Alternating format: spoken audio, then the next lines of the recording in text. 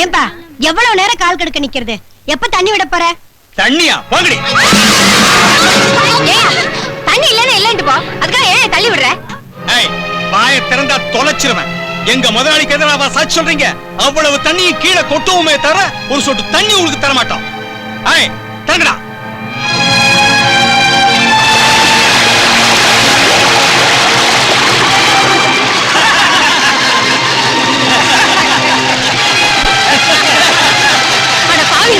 இப்படி திறந்து விடுறீங்களே, நீங்க நல்லா இருப்பீங்களா? உருப்படவே மாட்டேன்.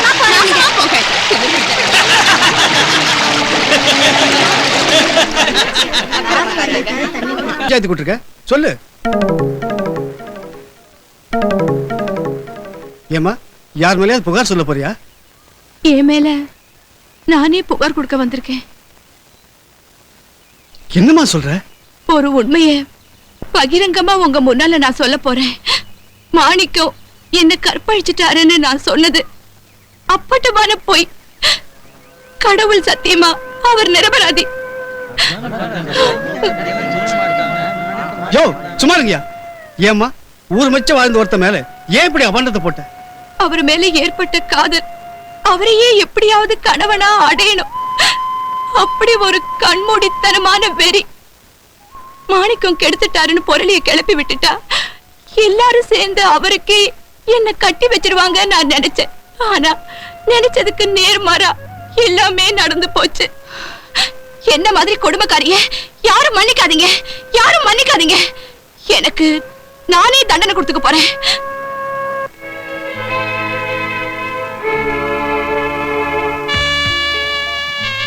மாணிக்கம், எங்களை எல்லாம் மன்னிச்சிருப்பா.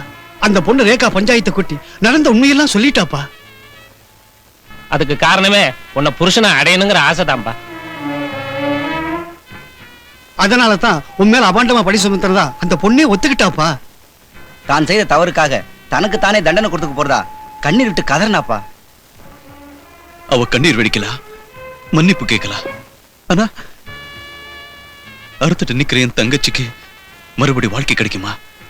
சொல்லுங்க, சொல்லுங்க, சொல்லுங்க.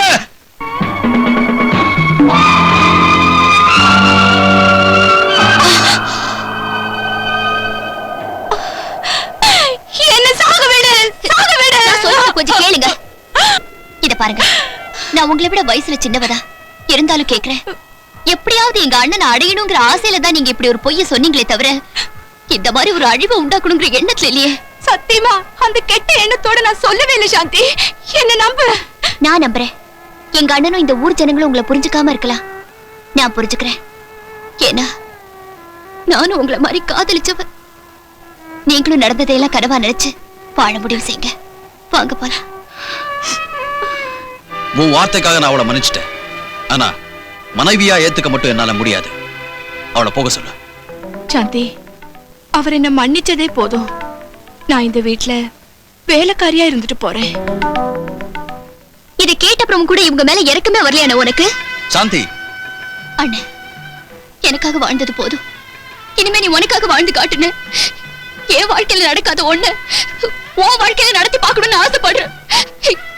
என் கழுத்துல தங்காத தாலி இவங்க கழுத்துல அது நிலைக்கட்டும்னு அதுக்காக நான் உன்கிட்ட பிச்சை கேக்குறேன். பிச்சை கேக்குறேன்.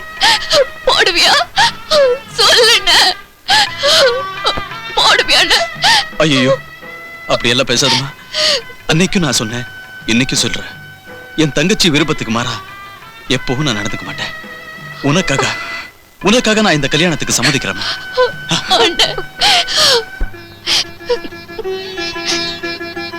சாந்தி, உன்னை எப்படி பாராட்டுறதுன்னே தெரியல. பாதிக்கப்பட்டவன் நீ.